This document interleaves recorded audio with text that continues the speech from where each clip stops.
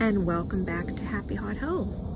So today I am going to take you into my backyard and show you my favorite blooming shrubs and show you exactly and explain to you why they are my favorite shrubs and why you should consider them for your garden. If you're looking to add some shrubs or replace some shrubs, I am going to tell you why I think these are a great choice. So here we are in my backyard, and I am going to take you along this railing over here. This is a very big retaining wall, very high retaining wall. And we added this area of flowers last year, and they're starting to look really good, really pretty. I want to show you how everything is coming along.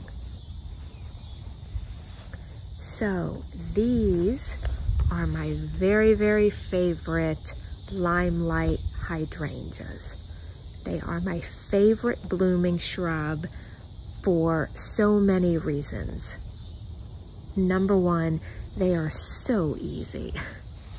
They are just so easy and fabulous, and they get big and beautiful, and they create these huge creamy white blooms that turn a chartreuse lime green, and then they turn a pink in the late summer.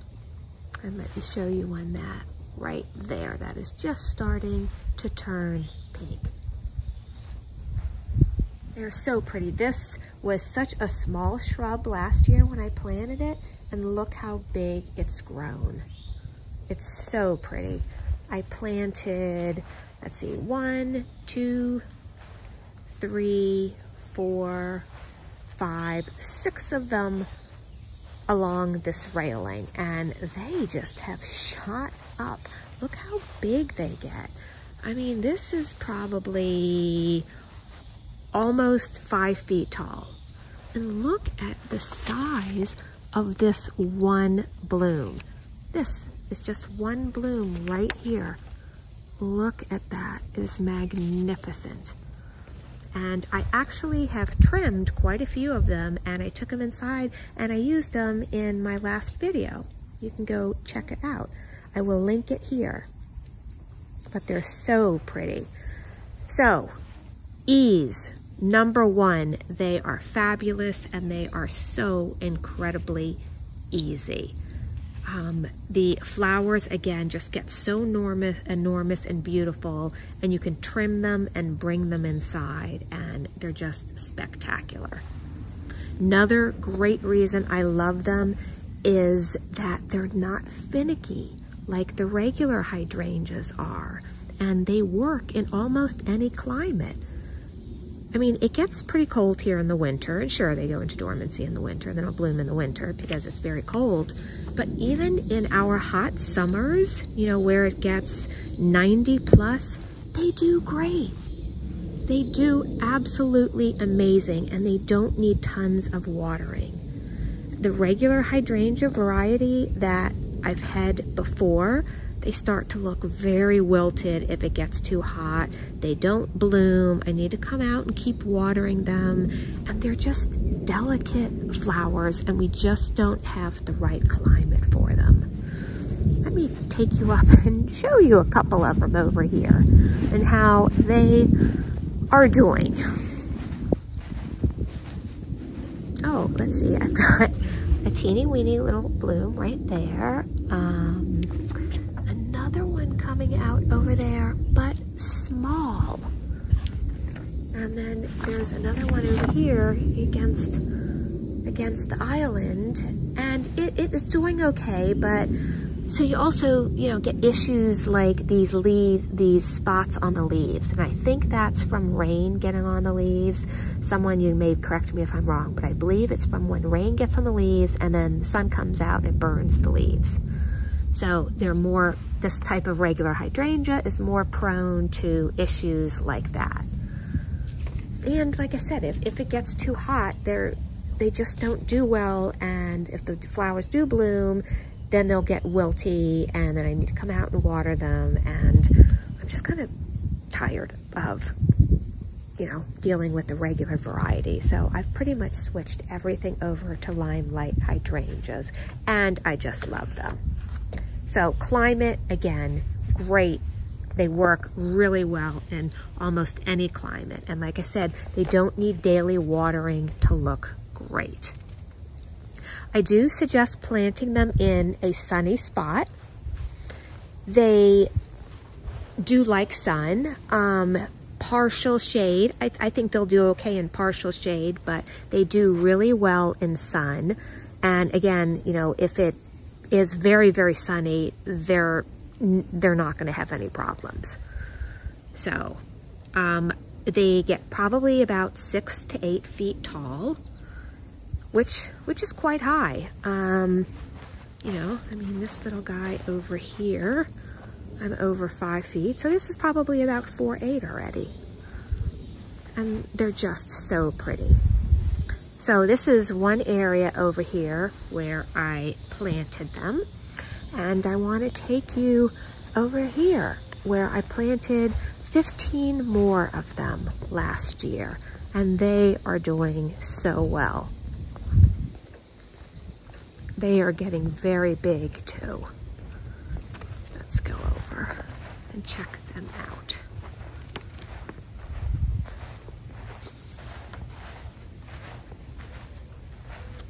This is the first one over here.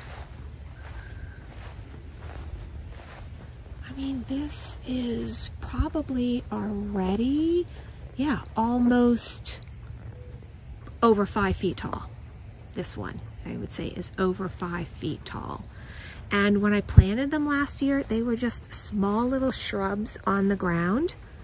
And you can see that they are going to fill in and be touching each other and just be grand and, I mean, incredibly huge.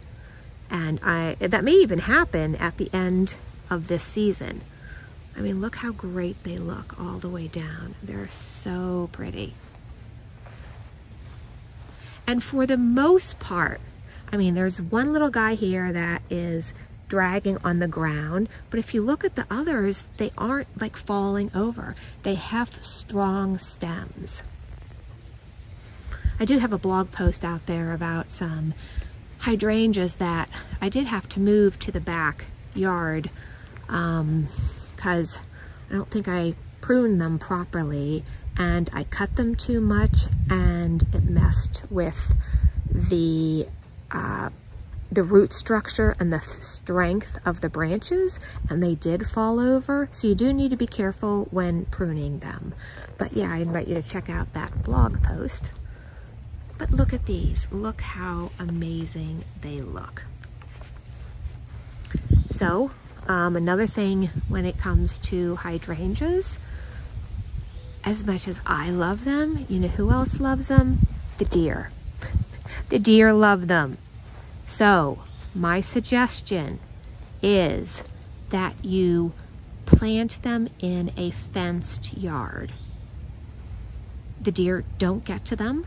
I mean, the deer can jump over the fence, but for some reason they don't.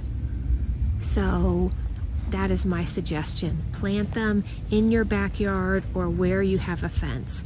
I had to transplant 2 hydrangeas last year that the deer just started chewing like crazy, and I came out one day and they were completely chewed to the ground.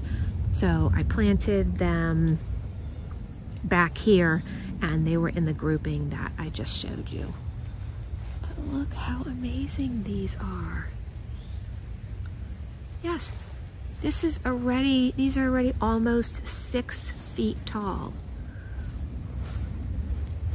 Look at them, look how pretty. And they just go on and on and on. They're just gonna give us like so much privacy. Planted 15 of them. These guys are a little smaller for some reason. I don't know if that's because we did have a very large tree here that we cut down, so I think they're a little bit behind in their growth. So they were in more of a shady area, so perhaps shade will make them grow a little bit smaller or not as fast, and lots of sun will, you know, make them just grow very big. That could be. But as you can see, even without tons of sun, because the way that the sun sets, these guys get less sun, they're still doing very well. And they're going to catch up. So I'm not really worried about it. But they are just so pretty. Just love them. None of these have started to change yet, like my other ones. But aren't they just beautiful? So many of them. So, let me show you. I love them so much that I also have trees. Let me take you over to the trees. That's right. I have Limelight Hydrangea trees. We have 3 on each side of the pool, and these are starting to turn a little bit pink, as you can see.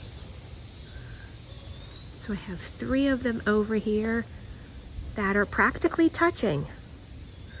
And then there's another one over there in the corner. They're doing just incredibly well, and they're gonna get, I mean, 6, 8, 10 feet. And we planted these last year as well. And I planted 3 more on this side.